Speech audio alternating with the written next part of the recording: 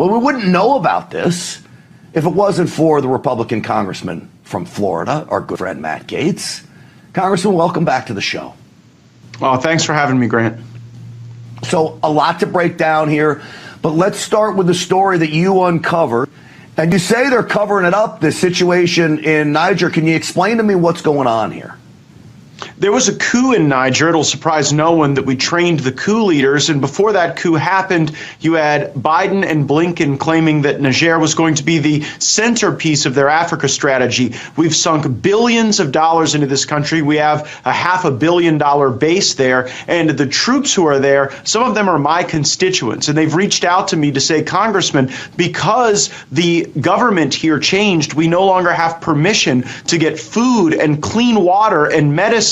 And we've sent intelligence reports saying we need to retrograde and get out of here. And the State Department has concealed those reports. They've covered it up because Joe Biden and Tony Blinken would rather avoid their own embarrassment than do the right thing for our troops. They're having to plan whether or not they're going to evacuate through Ghana if, in fact, some Benghazi-style attack occurs. So I know Niger is not a country that people think about regularly, but think about those 1,100 troops who are over there wondering what's going to happen to them when they run out of medicine abandoned by Joe Biden. Yeah, and so, look, we know it was under the Obama administration with an inept State Department run, of course, by Hillary Clinton. Joe Biden was right there as vice president. You think we're out of line by saying this could fall into another Benghazi situation? And then what do we do? I don't have any faith with this commander-in-chief to get our men and women out of harm's way if that were to happen.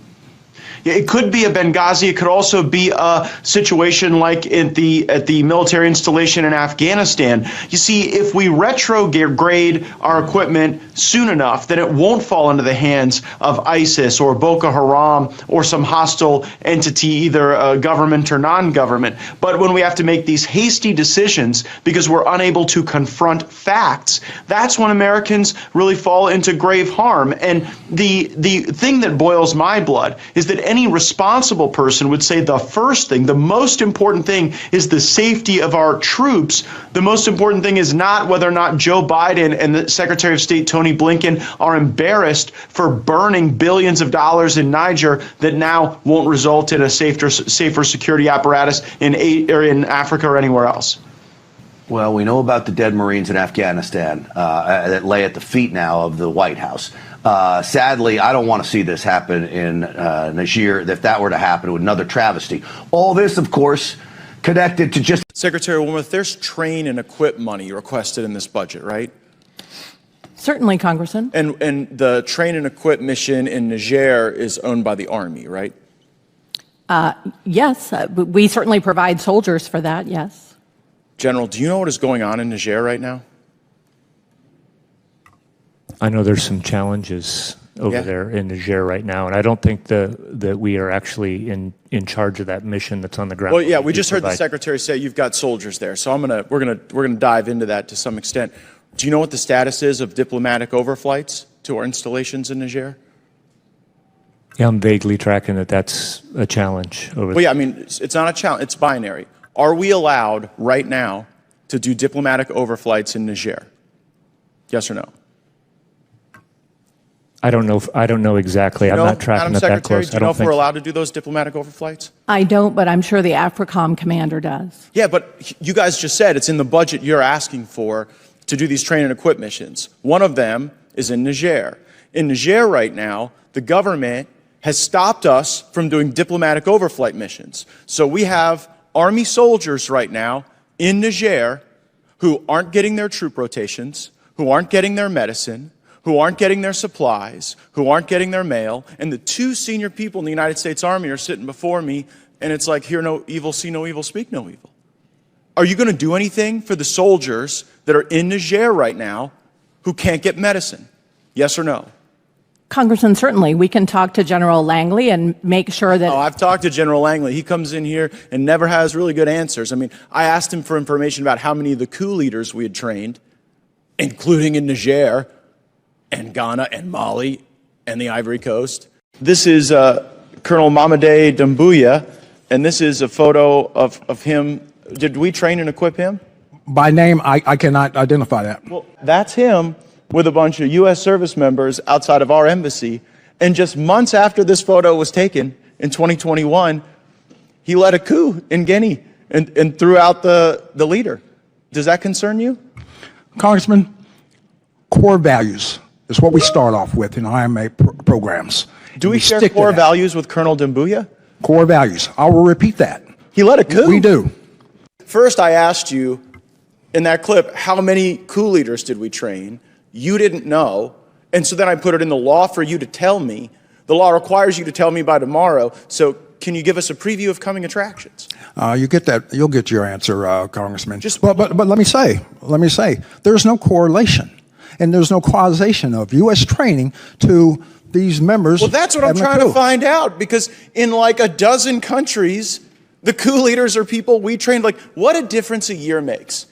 March 16th, 2023, Secretary Blinken calls Niger, quote, a model of resilience, a model of democracy, a model of cooperation.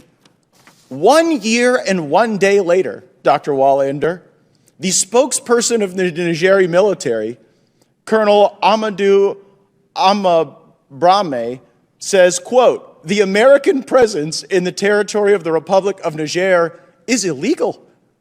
A year and a day after our government said they were the model of resilience and democracy, they are throwing us out by the scruffs of our neck. And he didn't even produce his report on time. So pardon me for a lack of confidence in General Langley. What I'm telling the two of you is that you have a responsibility for these soldiers in Niger. And General, you would agree with me with the premise that we should never sacrifice the well-being of our service members to avoid political embarrassment, right?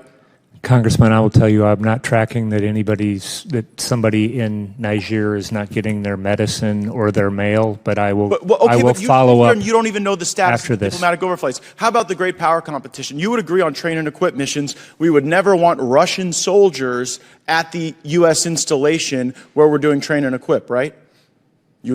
That's not even a tough question. You would agree. Yes. And so if there were Russian soldiers behind the wire at Airbase 101 in Niger, where we have soldiers doing the train and equip mission, that would concern you, wouldn't it?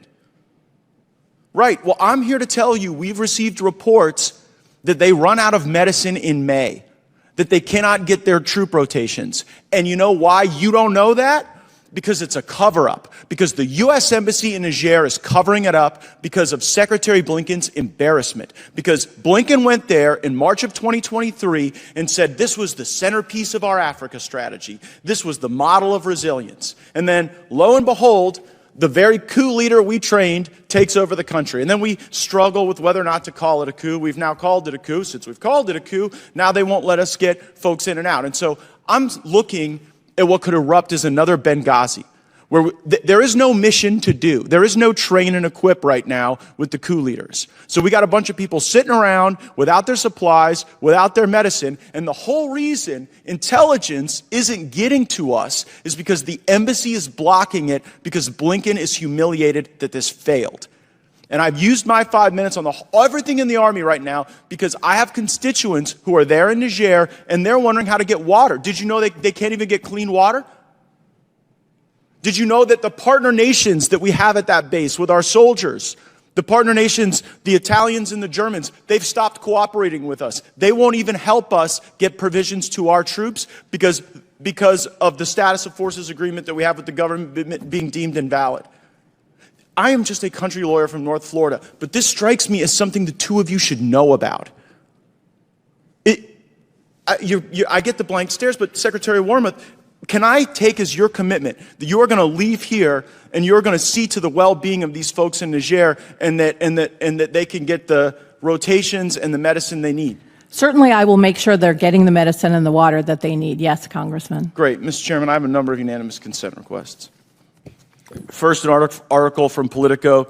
It's like a bad movie. U.S. officials who helped train Nigerian troops reel from coup. Without objection, so ordered. Russian troops arrive in Niger as military agreement begins, and from the BBC. Without objection, so ordered. Uranium Niger termination of U.S. military ties followed accusation of uranium deal, March 17th, 2024, from the Wall Street Journal. Without objection, so ordered. Gentleman's time's expired. This is the latest in a series of stalemates, fiascos, and even outright defeats that have come to haunt America's so-called global war on terror on the African continent. What we have seen is a copy of one of the letters sent to the French embassy in Chad, circulating on X, outlining how Chief of Air Staff Idris Amin demands the U.S. to provide the written agreement and justification that U.S. forces should be on the Aji Kosei Air Base in N'Djamena. Chad's Air Force has asked the Americans to provide the documents of bilateral agreements justifying their presence at Aji Kosei Air Base in response to two agreements ruling on logistical support and the personnel between our two states. But Chad's Air Force did not receive justifications of the U.S. presence. Chad's Air Force asked the U.S. Defense Attaché to immediately stop the U.S. activities at the Aji Kosei Air Base. This development is key considering that this is the second country in the region to kick America out. In March of this year, the United States was forced to stop its military operations in Niger. The American presence in the territory of the Republic of Niger is illegal. It violates all the constitutional and democratic rules, which would require the sovereign people, notably through its elected officials, to be consulted on the installation of a foreign army on its territory. The government of Niger, taking into account the aspirations and interests of its people, decides with full responsibility to denounce with immediate effect the agreement relating to the status of military personnel of the United States and civilian employees of the American Department of Defense in the territory of the Republic of Niger.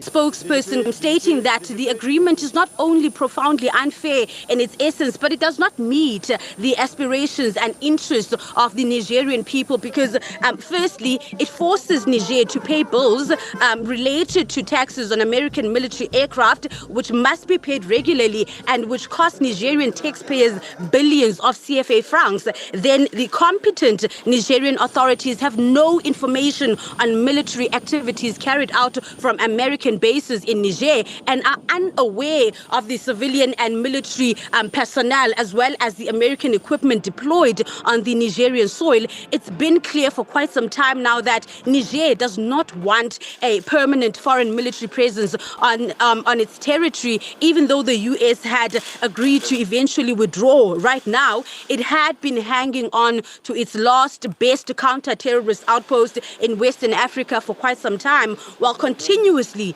blaming Russia for its deterioration in Africa. The Russian Federation's narrative drowned out the U.S. governments in the past years.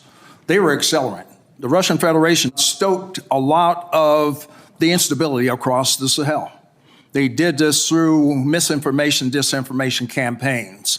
So I see how we could double down in our efforts is through our own information campaign, but matched with our assurance efforts. The Russian Federation is really trying to take over Central Africa as well as the Sahel. Within Africa, the Russian Federation wants to establish a ground game that resembles a state partnership program, but it doesn't have the values, the democratic values of what we bring, that is the intrinsic values for stability, security and prosperity with our African partners. The Pentagon has been criticized even for abandoning its soldiers in Niger, with many people asking, how does a group of American soldiers who Defense Department officials insisted were in the country simply to train, to advise, and to assist Niger's military suddenly get sent to search a terrorist camp, a much riskier mission than they had initially planned to carry out? Who ordered the mission, and why were the Americans equipped with heavy weapons and bulletproof vehicles in uncharted territories in Niger? It's exactly that incident that then reignited a long-standing argument over the sprawling and often opaque war fought by American troops around the world. Even then, members of the Congress from both parties said they knew little about the American military presence in Niger. The Biden administration and the State Department are engaged in a massive cover-up. They are hiding the true conditions on the ground of U.S. diplomatic relations in Niger and are effectively abandoning our troops in that country with no help in sight. I didn't know there was 1,000 troops in Niger. This is an endless war without boundaries, no limitation on time or geography. We don't know exactly where we're at in the world militarily and what we're doing. The U.S. knows that the war on terror is a big failure in Africa, far from reducing the violence that it always makes noise about. In fact, the results of U.S. assistance in Africa speaks for themselves. A recent report indicated not so long ago that violence on the African continent is far worse than when the U.S. military came in to help the African continent, revealing that deaths from terrorism in Africa have skyrocketed to more than 100,000% during the U.S. war on terror. And at this point, the U.S. may yet salvage something in Chad, but if it exits, that will not necessarily be a tragedy for Chad, the same way its exit is not a tragedy for Niger.